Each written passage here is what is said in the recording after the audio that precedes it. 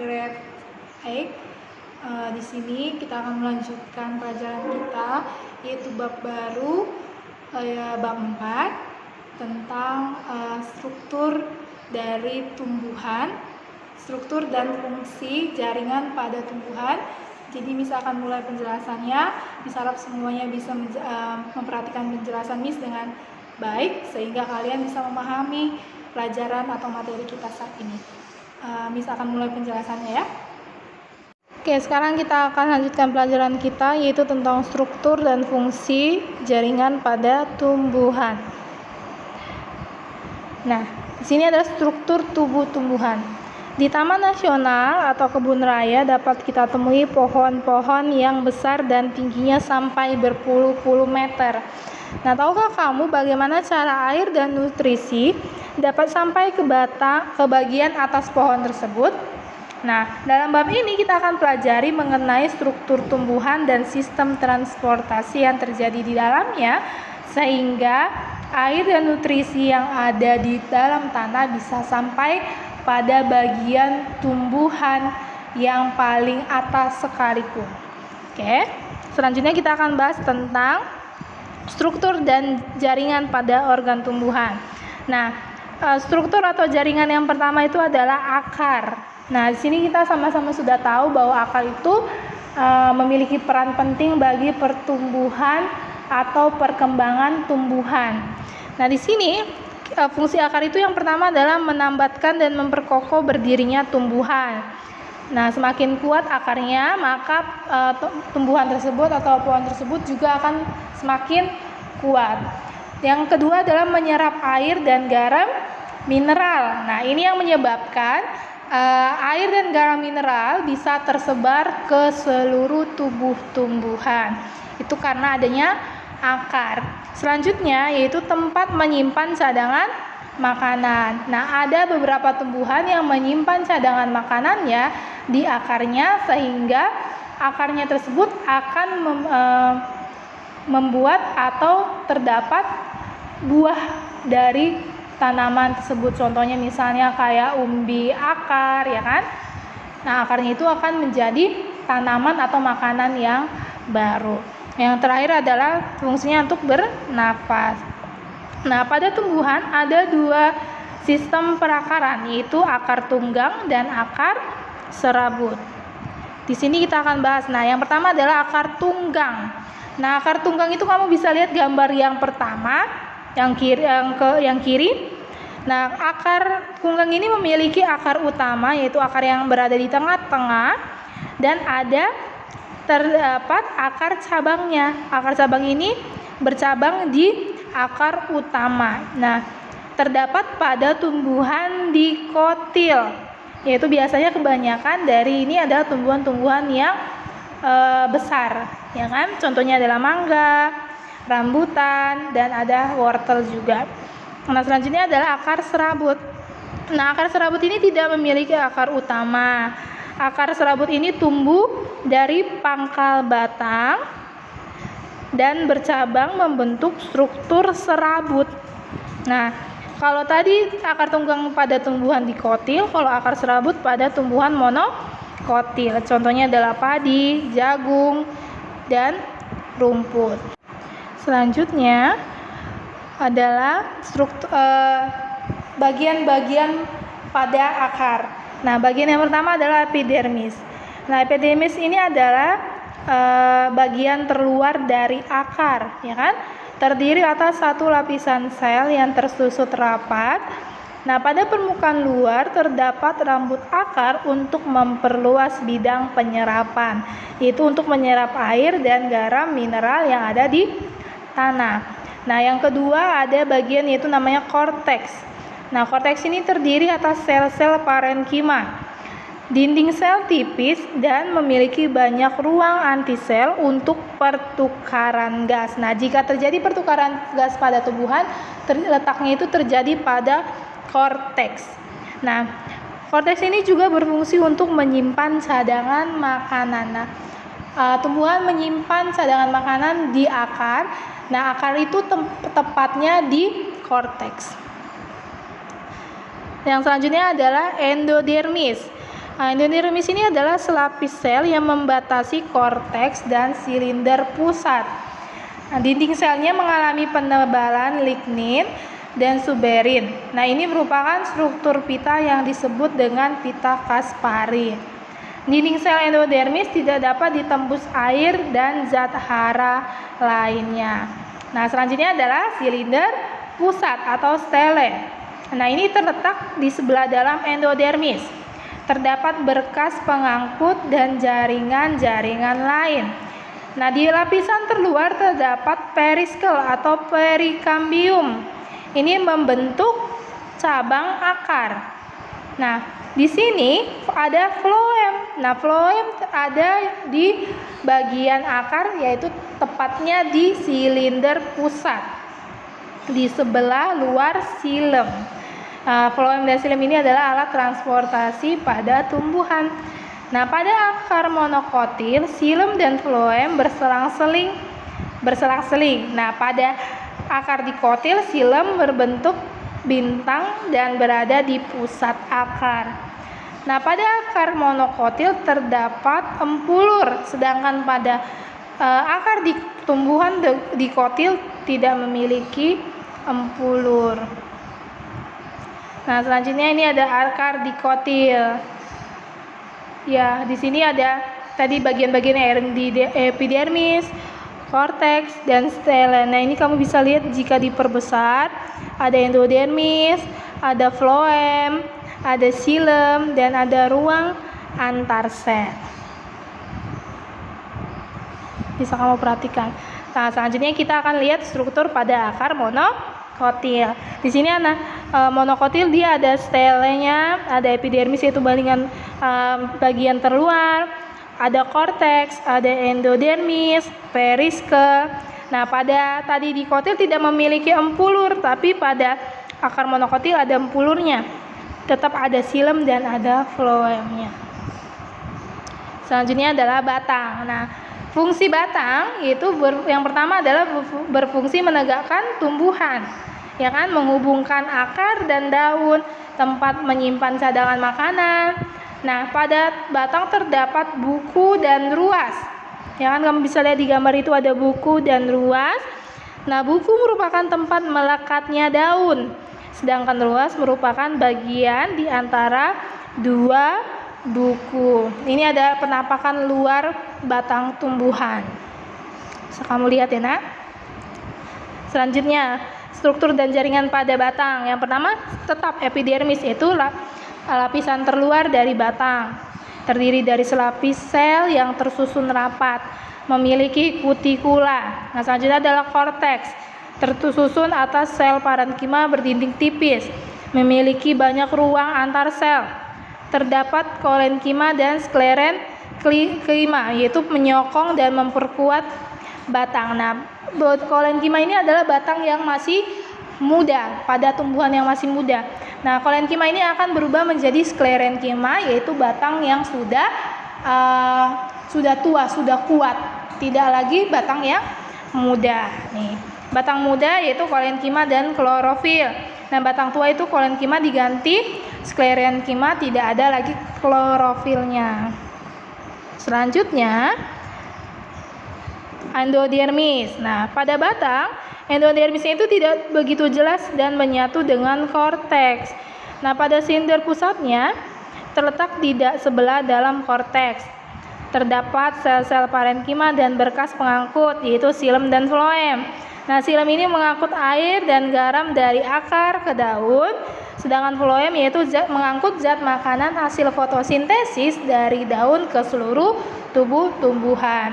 Jadi adalah prosesnya dari si silem ini mengangkut air dan garam ditaruh ke daun. Lalu di daun terjadilah proses fotosintesis dengan bantuan sinar matahari. Nah, hasilnya itu akan disebarkan oleh floem ke seluruh tubuh tumbuhan sehingga semua bagian dari tumbuhan dapatkan nutrisi dan bisa tumbuh menjadi tumbuhan yang lebih besar lagi. Nah, pada batang dikotil, berkas pengangkut membentuk lingkaran, yaitu silem di sebelah dalam floem. Di antara xilem dan phloem terdapat kambium. Nah, kambium inilah yang menyebabkan batang dari tumbuhan bisa semakin besar. Nah, pada batang monokotil, berkas pembuluh menyebar tidak teratur dan tidak mempunyai kambium. Jadi, makanya tadi kalau pada tumbuhan dikotil dia bisa bertambah besar karena dia memiliki kambium. Sedangkan pada tumbuhan monokotil dia bukan tumbuhan yang termasuk tumbuhan yang besar karena dia tidak memiliki kambium. Selanjutnya, nah ini ada batang dikotil, yaitu berkas pembuluh, ada empulur, ada korteks, epidermis. Kamu bisa lihat perbesarannya itu di sebelahnya gambarnya. Selanjutnya, ini adalah batang monokotil, ada berkas pembuluh tetap, ada empulur, ada epidermis, ada phloem, xilem, dan rongga udara. Selanjutnya adalah daun. Nah, daun umumnya berwarna hijau, berbentuk lebar dan pipi. Nah, bagian tipis melebar disebut lembaran daun. Nah, pada lembaran daun terdapat tulang daun. Pada tulang daun monokotil melengkung sejajar, sedangkan tulang daun dikotil menyirip dan menjari. Selanjutnya adalah struktur daun, yaitu terdiri dari epidermis, yaitu terdapat celah atau pori yang diapit oleh 2 sel penjaga. Nah, celah pori disebut stomata, yaitu atau biasa disebut mulut daun yang berfungsi sebagai tempat pertukaran gas. Selanjutnya adalah mesofil, yaitu terletak di antara epidermis atas dan bawah. Pada dikotil, mesofil berdiferensiasi menjadi jaringan tiang atau palisade dan bunga karang atau spons. Pada monokotil, mesofil tidak berdiferensiasi dan bentuknya seragam sehingga tidak dapat dibedakan antara jaringan palisade dan bunga karang. Nah, selanjutnya ada berkas pengangkut. Nah, berkas pengangkut pada daun ini terdapat di antara jaringan bunga karang. Nah, membentuk tulang daun. Nih, tadi daunnya kalau dikotil satu tulang daun bercabang. Sedangkan monokotil tulang daun sejajar dengan sumbu daun. Nah, fungsi tulang daun itu adalah untuk mengangkut air dan garam mineral dari tanah dan mengedarkan hasil fotosintesis dari daun ke seluruh tubuh tumbuhan. Nah, ini adalah contoh dari daun dikotil, ya kan? Selanjutnya di sini adalah contoh dari daun monokotil. Selanjutnya, nah, bunga. Yang selanjutnya adalah bunga. Bunga ini adalah merupakan organ reproduksi generatif, yaitu organ reproduksi secara kawin, yaitu dengan cara penyerbukan. Nah, struktur bunga terdiri atas ada kelopak, ada mahkota, ada benang sari, dan ada putik. Nah, mahkota tumbuhan dikotil itu atau kelopak bunganya pada tumbuhan dikotil kelipatannya 2, 4, dan 5. Sedangkan mahkota tumbuhan dikotil atau kelopaknya itu adalah kelipatan 3. Jadi kalau ada yang kelipatan 3, misalnya 3, 6, 9, itu berarti dia tumbuhannya bunganya adalah bunga monokotil. Kalau kelipatan 2, 4, dan 5 itu adalah tumbuhan dikotil. Nah, ini dia adalah struktur bunga lengkap. Ada benang sari, yaitu kepala sari dan tangkai sari. Ya kan? Ini adalah organ reproduksi wanita. Ya kan? Baru bukan wanita, betina kalau tumbuhan. Terus kalau yang putik adalah jantan, yaitu terdiri dari kepala putik, tangkai putik, dan ada bakal buah. Ada mahkotanya, ada bakal biji, dan ada dasar bunga. Selanjutnya, nah, bunga lengkap itu adalah bunga yang memiliki seluruh bagian bunga. Sedangkan bunga tidak lengkap adalah tidak memiliki salah satu bagian bunga. Misalnya dia tidak punya dasar bunga, dia tidak memiliki misalnya putik atau benang sari. Nah, bunga telanjang yaitu tidak memiliki perhiasan bunga. Bunga betina adalah tidak memiliki benang sari, sedangkan bunga jantan tidak memiliki putik. Nah, bunga hermafrodit yaitu memiliki putik dan benang sari, yaitu dia memiliki dua-dua dari organ reproduksi jantan dan betina. Nah, di sini ada macam-macam kelopak, yaitu kelopak ada bagian-bagian dari bunga. Yang pertama itu adalah kelopak, yaitu hiasan di lingkaran luar umumnya berwarna hijau, ya kan. Di bawahnya itu biasanya melindungi kuncup bunga seperti selubung. Nah, helaian penyusun kelopak disebut sepal. Yang selanjutnya ada mahkota bunga atau corolla, yaitu hiasan bunga di lingkaran dalam. Bentuk dan warna beraneka ragam, berfungsi menarik serangga untuk penyerbukan. Dan helaian penyusun mahkota disebut petal. Yang selanjutnya adalah alat kelamin jantan, terdiri atas sejumlah benang sari, terletak di lapisan setelah mahkota bunga. Nah, benang sari ini terdiri dari kepala sari, yaitu anther, dan tangkai sari, yaitu filamen. Dalam kepala sari terdapat satu atau lebih ruang sari atau teka yang merupakan tempat terbentuknya serbuk sari. Dan serbuk sari adalah gamet jantan. Nah, yang selanjutnya adalah alat kelamin betina, yaitu tersusun atas satu atau lebih daun buah. Nah, terdiri dari bakal buah atau akuarium, tempat terdapatnya sel telur, tangkai putik atau stilus, saluran untuk dilalui serbuk sari saat pembuahan dan menyokong kepala putik, dan kepala putik atau stigma, tempat melekatnya serbuk sari saat penyerbukan. Selanjutnya adalah bunga. Bunga ini merupakan tempat terjadinya penyerbukan, yaitu terjadi pembuahan juga pada bunga untuk menghasilkan bunga yang baru atau cara bereproduksi pada tumbuhan. Yang penyerbukan merupakan peristiwa jatuhnya benang sari, yaitu tadi alat kelamin jantan, ke kepala putik, ya kan? Penyerbukan dilanjutkan dengan pembuahan. Apa itu pembuahan? Pembuahan adalah peleburan sel kelamin jantan dan sel telur. Bakal buah akan berkembang menjadi buah. Nah, bakal biji berkembang menjadi biji, lalu menjadi tumbuhan baru. Cukup sekian penjelasan dari Miss. Misalnya semuanya kamu bisa memahaminya.